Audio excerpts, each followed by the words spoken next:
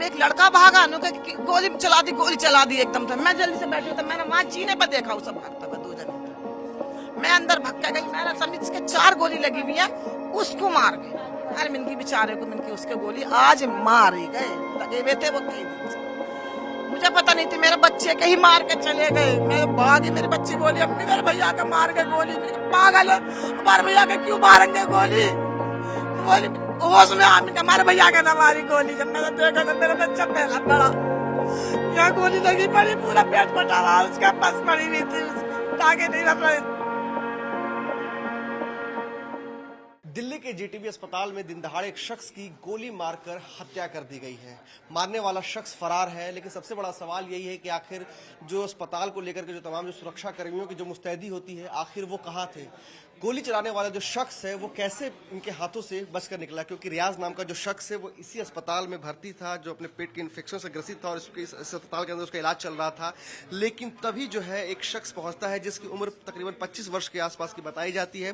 वो शख्स यहाँ पहुंचता है और उसके बाद यहाँ जो भर्ती था रियाज, उसके ऊपर तकरीबन 5 राउंड गोलियां चलाता है और मौके पे ही रियाज की मौत हो जाती है। हालांकि अभी तक ये स्पष्ट नहीं हो पाया है कि कितनी राउंड गोलियां उसके जिस्म में लगी है, लेकिन मौके पर इसकी मौत हो गई और जो हमलावर है वो यहाँ से फरार हो चुका है। फिलहाल पुलिस जो है इस पूरे इलाके को सील कर चुकी है और इस पूरे जगह वार्ड को लगातार जो है अलग अलग एंगल से छानबीन करने की कोशिश कर रही है कि आखिर वो कौन शख्स था जो दिन दहाड़े रियाज के ऊपर गोली चलाता है। और सबसे बड़ा सवाल ये है कि जिस वक्त ये हादसा हुआ उस वक्त अस्पताल का पूरा जो प्रशासन है, अस्पताल के जो सुरक्षा कर्मी जो थे वो आखिर कहाँ थे? आखिर उनके रहते हुए भी इतना बड़ा हादसा कैसे हुआ और गोली चलाने वाला जो हमलावर है वो आखिर इन सब के हाथ से कैसे बच निकला? हमारे साथ मृतक रियाज की मां मौजूद है, उनसे बात करेंगे। रियाजुद्दीन, क्या कुछ हुआ? क्या कोई दुश्मनी थी? कौन था वो शख्स? कुछ दुश्मनी नहीं हमारी किसी से भी। हम तो यहाँ आज से हो रही है, 3 महीने हो जाएंगे वाली हॉल है। बता देंगे डॉक्टर भी अगर कोई भी हमारा कोई आता हो या मिलता हो, कुछ नहीं। खाली हम माँ बेटी रहते हैं, कभी आते हैं भैया आते खाना दे जाते चले जाते हैं। कोई भी बाढ़ वाला कोई भी बता देगा अगर कैसी भी कोई भी दिक्कत हुई हो हमसे कभी भी। ये तो आज पता नहीं क्या हुआ, अचानक में एकदम सही मैं थोड़ा डॉक्टर नहीं आ गई, मैं बाहर आके बैठ गई। मेरी लड़की पट्टी करवा रही थी, मतलब एक जना रहता है वहाँ, वो सबको बाहर निकाल देते हैं। मैम ने कही सब बाहर निकल जाओ, मैं पट्टी कर रही हूँ अपने अपने मतलब रूम को पट्टी करूंगी। सब बाहर निकल गए, मरीज रह गए, एक मरीज के साथ रह गया रूम में। मैं बाहर आके बैठ गई। जिस वक्त ये हादसा हुआ था, क्या उस वक्त अस्पताल के जो सिक्योरिटी गार्ड वगैरह थे वो मौजूद थे? नहीं था, गेट पे ही नहीं था सिक्योरिटी गार्ड, कोई नहीं था सिक्योरिटी गार्ड गेट पे। उधर से आया, इधर से भागा, मैं यहाँ बैठी हुई थी, यहाँ से देखा भागते हुए दिखाई दिए। ऐसा भी हो सकता है किसी का मरीज बीमार होता है जब भागते हैं। जब एक लड़का भागा गोली चला दी एकदम से। मैं जल्दी से बैठी तो मैंने वहां जीने पर देखा उसे भागता हुआ 2 जने। मैं अंदर भाग के गई, मैंने समझ जिसके 4 गोली लगी हुई है, उसको मार गए। अरे मिनकी बेचारे को मिनकी उसके गोली आज मार ही गए, लगे हुए थे वो कई दिन से।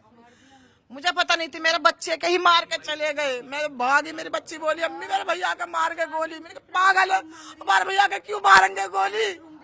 मैं बोली होश में आमी के हमारे भैया के ना मारी गोली। जब मैंने देखा तो मेरा बच्चा पहला पड़ा, यहाँ गोली लगी पड़ी, पूरा पेट फटा हुआ, उसके पास पड़ी हुई थी, उसकी टांगे नहीं लग रहे थे, खुला छोड़ रखा था ऐसे ही जख्म उसका। यही मार के चिचले से उड़ा के चले गए एकदम से। आपने उसको पहचाना था? कौन था वो? भाग मैं नहीं थी, अंदर मेरी लड़की थी, उन्होंने पहचाना। उसे पता है, चेहरा भी सांवला रंग बता रही है, ज्यादा लंबाई भी नहीं है। क्या कभी उसको पहले कभी देखा? नहीं कभी भी नहीं। क्यों देखेंगे मुझे? आपको क्या लगता है क्या वजह रही होगी जो हम क्या कह सकते हैं, हम क्या वजह है क्या नहीं है। पुलिस ने कुछ कहा? पुलिस अंदर है, क्या कर रही है क्या नहीं कर रही, हम बाहर हैं।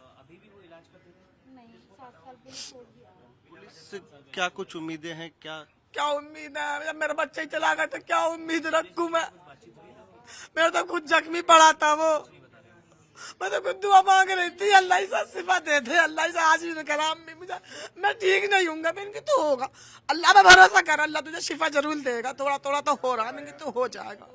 बस 5 मिनट हुए मुझे वहां से यहाँ के बैठने में, बस इतने तो बस काम खत्म करके चला गया उसका। ये करे उनके रिश्तेदार है जिसके गोली लगी हुई है। मसला तो देखिए किस तरीके से जो है रियाजुद्दीन की सरेआम जो है अस्पताल के अंदर गोली मारकर हत्या कर दी गई। और जिस तरह से उनके परिजनों का कहना है कि जिस वक्त ये हादसा हुआ उस वक्त कोई भी सुरक्षा कर्मी मौजूद नहीं था। आखिर सबसे बड़ा सवाल ये है कि अस्पताल की सुरक्षा की जिम्मेदारी कौन लेगा, किसकी लापरवाही की वजह से इतना बड़ा हादसा हुआ है कि आज पूरा परिजन जो है वो बिलख रहा है, उसने अपने घर के चिराग को खोया है। वीडियो अशोक कुमार के साथ प्रीत कुमार, टाइम्स ऑफ इंडिया।